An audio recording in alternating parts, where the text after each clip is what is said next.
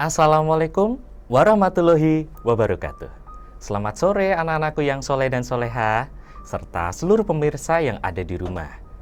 Bagaimana kabarnya? Semoga selalu dalam keadaan sehat walafiat dan senantiasa dalam perlindungan Allah SWT. Bagaimana puasanya hari ini? Semoga masih diberikan kekuatan hingga akhir Ramadan nanti ya. Alhamdulillah, senang sekali Teacher Anton di sini dapat bertemu dengan kalian kembali. Anak-anakku, pada kesempatan sore hari ini, Teacher Anton akan menceritakan sebuah kisah dari Rasulullah, yaitu kisah pemaaf Rasulullah dan orang yang ingin mencelakainya. Di zaman baginda Rasul, ada seseorang yang bernama Sumamah bin Itsal. Dia berasal dari kabilah Al-Yamamah. Sumamah amat sangat membenci Nabi Muhammad SAW. Tekadnya hanya satu, yaitu membunuh Rasulullah. Kemudian pada suatu hari dari Makkah, dia bergegas ke Madinah. Bersenjatakan pedang dan semangat yang meluap-luap, ia mencari baginda Rasul. Pada saat Sumamah memasuki kota Madinah, ia bertemu dengan Umar bin Khattab. Apa tujuan kedatanganmu ke Madinah? Bukankah engkau seorang musyrik? Tanya Umar penuh curiga. Aku datang ke negeri ini hanya untuk membunuh Muhammad, teriak Sumamah tanpa tedeng aling-aling. Dengan sigap, Umar menghadang lelaki musyrik itu. Umar pun berhasil merampas senjata dan mengikat kedua tangan Sumamah. Selanjutnya, sahabat Nabi yang bernama Al-Faruq membawanya ke masjid. Setelah mengikat Sumamah di salah satu tiang masjid, Umar kemudian segera melaporkan kejadian ini kepada baginda Rasul. Baginda Rasulullah pun segera keluar untuk menemui orang yang bermaksud membunuhnya itu.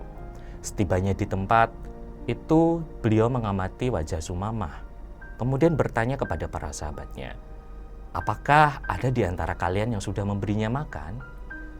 Para sahabat tentu saja kaget dengan pertanyaan Nabi itu.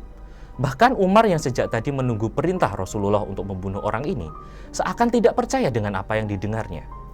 Kemudian Umar memberanikan diri untuk bertanya, makanan apa yang engkau maksud wahai Rasulullah? Orang ini datang ke sini untuk membunuh Anda, bukan ingin masuk Islam. Rasulullah tidak menghiraukan sanggahan dari Umar. Beliau berkata, tolong ambilkan segelas susu dari rumahku dan buka tali pengikat orang itu. Walaupun merasa heran, Umar mematuhi perintah Rasulullah.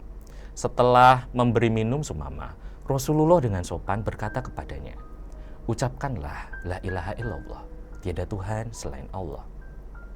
Si musyrik itu kemudian menjawab dengan ketus, aku tidak akan mengucapkannya. Rasulullah membujuk lagi, katakanlah aku bersaksi tiada Tuhan selain Allah dan Muhammad itu adalah Rasul Allah.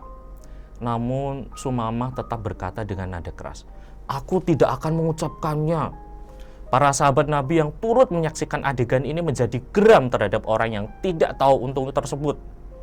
Namun, hal yang lebih mengagetkan lagi, yaitu para sahabat adalah ketika Rasulullah justru malah membebaskan Sumamah dan menyuruhnya untuk pergi. Sumamah itu kemudian bangkit seolah-olah hendak pergi pulang ke negerinya. Tetapi belum jauh dari masjid, dia kembali kepada Rasulullah dengan wajah ramah berseri. Ia berkata, ya Rasulullah, aku bersaksi tiada Tuhan selain Allah dan Muhammad adalah Rasul Allah.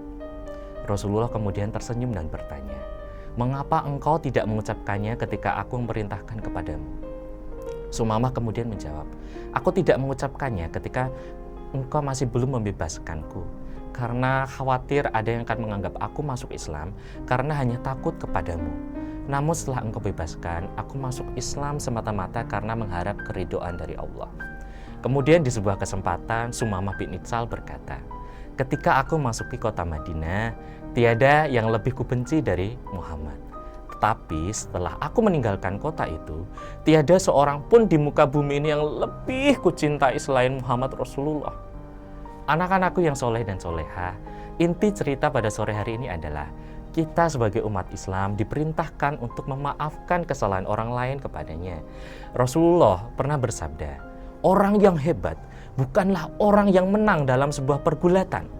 Namun sesungguhnya orang yang hebat adalah orang yang mampu mengendalikan nafsunya ketika marah. Memaafkan dan mengampuni juga merupakan perbuatan yang diperintahkan Sang Khalik kepada seluruh umatnya. Dalam surah Al-A'raf ayat 199, Allah SWT berfirman, "Jadilah engkau pemaaf dan suruhlah orang mengerjakan yang makruh serta berpalinglah dari orang-orang yang bodoh." Pada surah Al-Hijr ayat 85, Allah SWT kembali berfirman, "Maka maafkanlah mereka dengan cara yang baik." Allah Ta'ala memerintahkan Nabi Muhammad untuk memaafkan orang-orang musyrik atas tindakan mereka menyakiti dan mendustakan beliau. Sebab Allah sangat menyukai hambanya yang berbuat kebajikan serta memaafkan. Anak-anakku yang soleh dan soleha, serta seluruh pemirsa yang ada di rumah. Demikianlah kisah Rasulullah yang dapat Teacher sampaikan pada sore hari ini. Semoga kita bisa mengambil hikmah di balik cerita yang saya sampaikan tadi. Selamat menunggu waktu berbuka puasa. Mohon maaf bila ada salah-salah kata. Insya Allah sampai jumpa kembali di lain waktu. Akhirul kalam. Wassalamualaikum warahmatullahi wabarakatuh.